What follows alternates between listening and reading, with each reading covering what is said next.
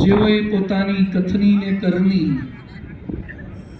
બંને એ ધર્મના વિકાસ માટે, રાષ્ટ્રના વિકાસ માટે, પરંતુ જેમનું મન, કાયા, ઇન્દ્રિયો, અંતઃકરણ એ ભાગવતને, એવા આદરણીય પરમ શ્રદ્ધેય ભાગવતાચાર્ય દાદા, આમ તો ઉંમર એમની નાની છે, હજી દાઢી બધી ધોળી નથી થઈ, છતાં પણ એમને દાદાનું બિરુદ સમાજે આપી દીધું છે. કારણ કે ગુજરાતીમાં કહેવાય છે કે ગરડા ગાડા, એ લૌકિક દ્રષ્ટિએ તો હજી પિતા બન્યા છે, દાદા નથી થયા. પરંતુ સમગ્ર હિન્દુ સંસ્કૃતિમાં એમનું કાર્ય એ નવી પેઢીને સંસ્કાર આપવાનું છે. એટલે દાદાનું બિરુદ એ ખરેખર એમણે સાર્થક કરી બતાવ્યું છે. આજે મંચ ઉપર બિરાજમાન પૂજ્ય રાધારમણ સ્વામી, પૂજ્ય વિવેક સાગર સ્વામી, જેઓ અમારા અતિ સ્નેહી છે અને ભગવા વસ્ત્ર ધારણ કરીને, ત્યાગાશ્રમ ગ્રહણ કરીને જેઓ સતત ગૃહસ્થોની ચિંતા કરે છે અને સદૈવ મંદિરોના નિર્માણ દ્વારા, એ બાલાજી હનુમાન દ્વારા કે વિવિધ કથાઓ દ્વારા, પધરામણીઓ દ્વારા પ્રયત્નશીલ છે. એવા અમારા બંધુ સમાન બંને સંતો, મારી સાથે પધારેલા અને CA નો અભ્યાસ પૂર્ણ કર્યો છે એવા પૂજ્ય સ્વરૂપનિષ્ઠ સ્વામી, કર્મકાંડી હિરેનભાઈ, કે જેમણે કર્મકાંડ શીખ્યા નથી પરંતુ ભવિષ્યની પેઢીને સતત શીખવાડીને આપણી આ પરંપરાઓને, પ્રણાલિકાઓને જીવંત રાખવાનું ભગીરથ કાર્ય જેમણે કર્યું છે એવા હિરેનભાઈને વંદન.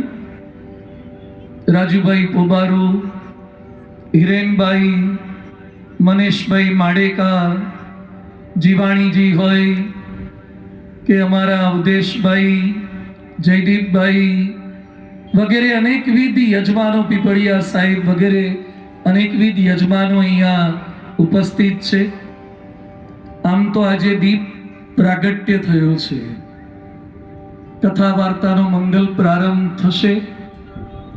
રાજકોટમાં દાદા આટલા વાગે લોકોને લાવવા ને એ બહુ અઘરું છે. અમારી પ્રજા બહુ મોડા જમે, બહુ મોડા ફ્રી થાય અને મોડે સુધી જાગે, એટલે રાતની બહુ ચિંતા ના કરતા. પ્રારંભ સમય રાખજો, પૂર્ણાહુતિ સમયની ચિંતા ન કરતા. રાજકોટ વાળા ટેવાયેલા છે. પણ આટલા યજમાનો ખાલી બ્રાસપાટની ચિંતા નથી કરતા, બેરિંગની ચિંતા નથી કરતા, વ્યવસાયની ચિંતા નથી કરતા, પરંતુ એમણે સનાતન સંસ્કૃતિની ચિંતા કરી. હમણાં જો વિચાર કરતો હતો કે એક મંદિરમાં ભગવાન બેસે છે, એ કૃષ્ણ ભગવાન હોય, ભગવાન રામ હોય, શિવલિંગ હોય કે ભગવાન સ્વામિનારાયણ હોય, તો એ ભગવાનની પ્રતિષ્ઠા 2 એકરમાં થાય છે, 5 એકરમાં થાય છે કે 100 એકરમાં પ્રતિષ્ઠા થાય છે, એ પણ જરૂરી છે, અતિ જરૂરી છે. અને એની સાથે સાથે જ્યારે કથા બેસે છે ત્યારે સામે બેઠેલા હજારો લોકોના હૃદયમાં ભગવાનની પ્રતિષ્ઠા થાય છે. આ પણ જરૂરી છે, ભગવાનની પ્રતિષ્ઠા થાય છે. દીપ પ્રજ્વલન, પવન બહુ ચાલુ હતો, અમે દીપ પ્રજ્વલિત કર્યો પણ દીવો ઓલવાઈ ગયો. અત્યારે વાયરો બહુ ભારે છે. આ વાયરાથી તો બચાય એના માટે માતાઓ પોતાના બાળકના કાન ઉપર પોતાનો પાલવ ઢાંકી દે છે કે મારા દીકરાની આંખોમાં રેતી ન ઘૂસી જાય, મારા દીકરાના કાનમાં ઠંડો પવન ન ઘૂસી જાય. તો બાઇક પર બેઠેલી માતાઓ પોતાના બાળકને સુરક્ષિત રાખવા માટે કંઈક આવા આવરણો શોધી કાઢે છે. પણ OTTના પ્લેટફોર્મમાંથી વલ્ગારિટી કે ન્યુડિટી ન ઘૂસી જાય, કુસંગ ન ઘૂસી જાય, એના માટે ભાગવતની 7 દિવસની કથા એક સુરક્ષા કવચ પૂરું પાડવા માટે છે. જે સમજાશે નહીં, અહીંયા બેઠેલા તમામ શ્રોતાઓને તમારો દીકરો સ્કૂલેથી પાછો આવે ત્યારે સ્કૂલ બેગ લઈને આવે ત્યારે ખબર પડે કે કંઈક ભણીને આવ્યો. જ્યારે એની એક્ઝામ લેવાય ને રિઝલ્ટ આવે ત્યારે ખબર પડે કંઈક ભણ્યો. આ કથા શ્રવણ પછી બિલકુલ ખબર નહીં પડે કે શું શીખ્યા કે શું ભણ્યા. જેમાં સમારોહમાં બેઠેલા કેટલાક લોકોને સ્વિમિંગ આવડે છે અને કેટલાક લોકોને સ્વિમિંગ નહીં આવડતું હોય, પણ અહીંયા બેઠેલાનો પરિચય ફોટોગ્રાફના આધારે ન થાય કે કેટલાને તરતા આવડે છે, લાભમાં શું આવ્યું અને નથી આવડતું, એને ખોટ શું ગઈ. પણ એ તો જ્યારે રેલ આવે ને ત્યારે ખબર પડે કે તરવા શીખેલું કામ કેટલું લાગ્યું. એમાં 7 દિવસ ભાગવત કથા શ્રવણ કરીશું. એ રેલ આવે ત્યારે કામ નહીં આવે, પણ જ્યારે રેલો આવશે ને ત્યારે કામ લાગશે.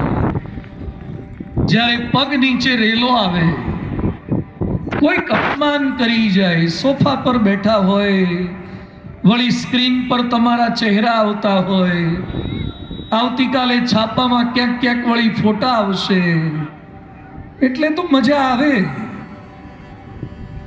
પણ જ્યારે આપણા ફોટા ઉપર કોઈક શાહી છાંટે, જ્યારે આપણું કોઈક ખરાબ બોલે, એવા સમયે ભગવાન શ્રી રામચંદ્રજી જેવી સ્થિરતા કેમ રહે?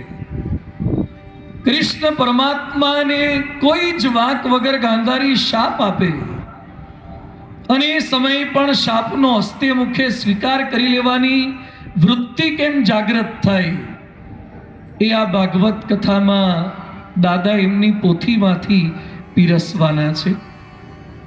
આમ તો રિસેપ્શન એમના હાથમાં છે, 7 કોર્સ ડિનર. અમે તો બધા સ્ટાર્ટર છીએ. રિસેપ્શનમાં સ્ટાર્ટર આવે છે ને, પહેલાં ટ્યુબલાઇટમાં આવતું, હવે રિસેપ્શનમાં સ્ટાર્ટર આવવા લાગ્યું છે. મેં પૂછ્યું એક જણાને કે સ્ટાર્ટરથી શું કામ થાય? એ કે ભૂખ લાગે.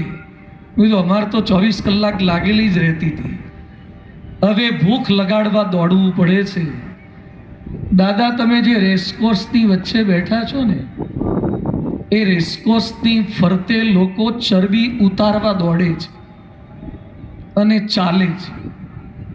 અહીંયા બેઠેલા બધાને મારે અપીલ કરવી છે કે શરીરની ચરબી ઉતારવી હોય તો રેસકોર્સની ફરતે દોડજો, પણ સ્વભાવની ચરબી ઉતારવી હોય તો આ ભાગવત કથામાં આવજો. એ ચરબી ઉતરશે. કદાચ ફરતો વા થયો હોય ને ઢીચણ પકડાયા હોય તો ઓર્થોપેડિક સર્જન પાસે કે રૂમેટોલોજીસ્ટ પાસે જવાય, પણ મગજમાં હવા ભરાઈ ગઈ હોય તો સુદામા તુલ્ય ભગવત ભાવને દાસ ભાવ કેમ આવે? એના માટે ભાગવત સાંભળવું પડે. એના માટે આ કથા વાર્તા છે. બિગ બજાર, ક્રિસ્ટલ મોલ, ઇસ્કોન પ્રોઝોલ મોલ, એમાં જઈને બહાર નીકળો તો ખબર પડે કે મોલમાં જઈને આવ્યા છે. રાધે રાધે કથા વાર્તામાં જઈને બહાર નીકળો તો હાથમાં કોઈ બેગ નહીં આવે, કદાચ કોઈ એવા ડ્રેસ કોડ પણ નહીં હોય, પણ એ ભીતરી પરિવર્તન થશે.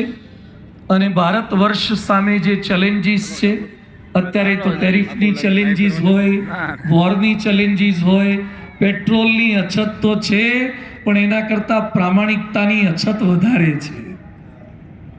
ડીઝલ તો મોંઘું છે, થતું જાય છે, પણ એના કરતાં ડિવિનિટી વધારે મોંઘી થતી જાય છે. આ રાજકોટ ચિત્ર નગરી છે, એને ચરિત્ર નગરી આ 7 દિવસ સુધી બનાવવાનું કામ એ ભાગવત કથા કરવાની છે. ચારિત્ર નગરી બનાવવાનું કામ. તો પ્રાર્થના કરીએ છીએ સમગ્ર આયોજકો સાથે મળીને તન મન ધનથી સહકાર આપીને આ કથાને યશસ્વી, તેજસ્વી, ઓજસ્વી બનાવીએ. દાદામાં પ્રવેશ કરીને કૃષ્ણ પરમાત્મા જ, ભાગવતજી સ્વયં વ્યાસજી જ બોલે, બાબાજીમાં બીજો આવીને કોક બોલે. આપણે તો નિમિત્ત માત્ર છીએ. કૃષ્ણ અર્જુનને કહે છે નિમિત્ત માત્રમ ભવ સવ્ય સાચીન, બધાને મેં મારી નાખ્યા છે, તારે ખાલી ક્રેડિટ લેવાની છે. અમે સ્ટેજ પર બેઠેલા એ કર્મકાંડી હોઈએ કે સાધુ હોઈએ, હાથમાં ગ્રંથ લીધો ને શરીર પર ભગવું પહેર્યું એટલે ભગવાન અમને બધાને યશ આપે છે.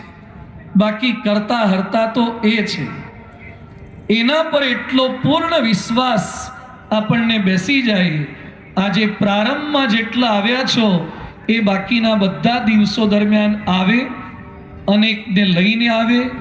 આ જ સ્થાન પર જો અમારે રાવણનું દહન કરવાનો પ્રોગ્રામ હોય ને, અહીંયા કરે છે અમારે રાવણનું દહન દશેરાએ, પછી બધા ભેગા થાય અને એવા લોકોના હાથે પાછો રાવણ હળગાવે કે જે સળગાવાને લાયક હોય, જેને સળગાવતા ફાવતું હોય, એવા લોકોના હાથે રાવણ દહન થાય.